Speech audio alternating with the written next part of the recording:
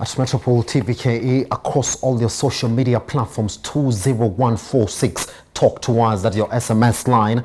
This is your official sector trends.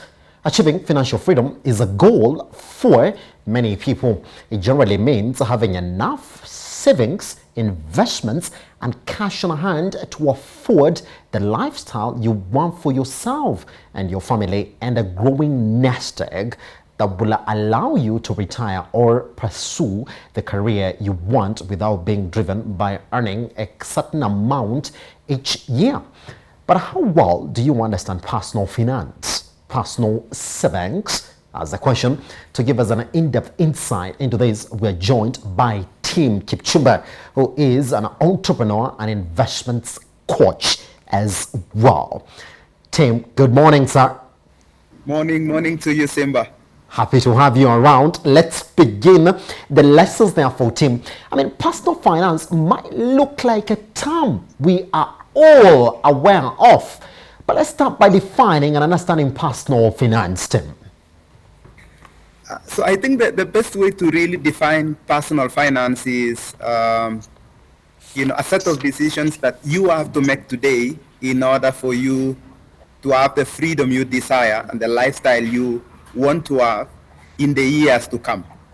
And I think what makes it even more challenging, the biggest challenge that many people face, is that the day-to-day, we typically have that thing called inertia, which is the status quo just creeps on us. We are busy, we are always trying to get to work. And so what ends up happening is that today, the pressure for today doesn't allow us to make decisions that can significantly impact our tomorrow. All right, Tim, let's therefore get into it as well. Tim, this is a question that everybody would ask you. When we're talking about savings, are there ratios that are accepted and that you have to work with, or that is a personal decision that you make as yourself? Good question, very good question. So depending on your age, especially your age, you really must try to save not less than 10%. So our average savings rate in the country today is about 5%, 6%, which means that we are saving much, much lower on aggregate as we should be saving. But that is true for people that are, say, 20 years. Once you get to 30 years, you need to increase that saving rate, because now your goal really is income replacement. You are really trying to make sure that you can replace your income by the time you retire. So imagine people typically retire at 60 years old. The saving rate continues to increase. So by the time you get to 40, if you haven't begun saving aggressively at 40, you really want to be saving probably 25%, going maybe even a bit more. And I think the thing that many people have is time. Yes. Young people will have time, but older people would then need a little bit more discipline and being a little bit more aggressive. You will be surprised, Simba, that yes, nearly almost everyone wants to save. Almost everyone wants to save. The problem is that we barely get to save. And that's what I was trying to explain before, that there are three problems psychologically that have been proven to impact people's saving. I think the first one is inertia, that the status quo is so strong that we just never get to move beyond today. We barely are able to spend 1 day a week, 1 day a month, which is the recommended, to make financial decisions for the future. Until you never really think that there is a day that you will be 60 years old, which is why you probably know this already, which is why that we are only 1 month. Many Kenyans are 1 month away from a big trouble. We are only 1 month away from running into a big problem. The second problem is something they call loss aversion. Loss aversion. So losses loom larger, they loom larger than gains, which means that for you to convince someone to make an investment today or to save today, they have to believe that the gain is twice bigger. And I think the final one is the final challenge that we face. Let me get to it. The final challenge that we face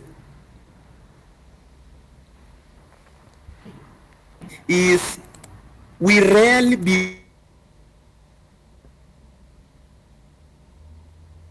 we have a lot of focus for today. We have so much focus for today. And so we are making decisions about investments today. We are making decisions about what we're consuming today. We are making decisions about our life today. We rarely can picture ourselves being 60 years old. And so those three significant challenges affect how we save, the decision to save. They affect how we're going to save and how much we're save. And so as a result, what has been found to really work very well is to remove the need to decide. So in countries where they have done policy change so that by default everyone is required to save, if they don't want to save they can get out, they have savings rate of around 85. They have to make the decision to save.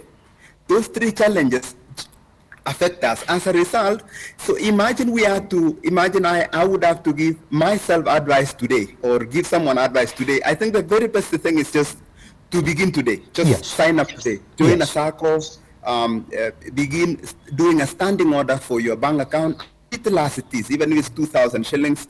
Ask your employer to begin remitting your circle immediately. What that does is that it removes the need for you to make a decision. Because Tim, is that what you may in other words call automation therefore? Yes. If there was a way we could automate our behaviors. Yes. By either doing standing orders or by joining applications. There is a very nice platform that is going out there now that is called Abacus. That is now allowing, you have more platforms like those that are becoming to come up that auto deduct money from your bank account or auto deduct money from your salary slips. The only thing you need to do is sign a simple form, and with that process is automated. Because if we can rely more on automation, yes, we need less self-discipline and self-control, because we rarely have enough self-control and self-discipline anyway. So it's too much to ask people to do that. Tim, I'm going to ask you this question, since we are still within that purview of savings.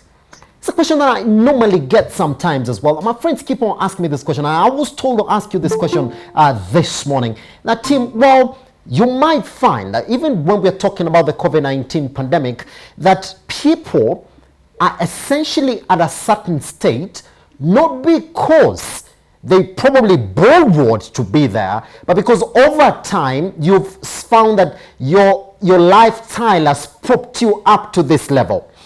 Now comes a time where you probably are not at a position to support yourself, to save, but you gotta be there. Tim, you have a family, you need to live in a 3-bedroom, you have a business probably somewhere that you need to keep on supporting. Is it possible, Tim, to approach it from this direction, that you can borrow to save? Is that a concept?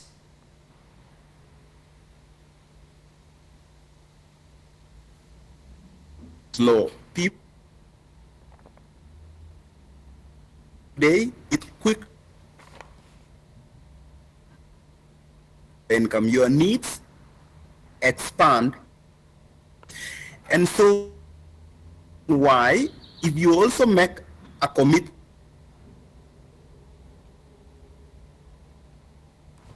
you remember your future self. You remember that they years old, and you will want to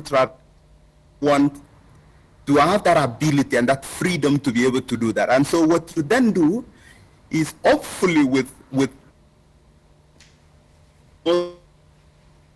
self-discipline is really difficult at the time when you feel you are a life actually can automatically or invest and of money in the, because if you have the money in the first place, of course you could make investments. You could put money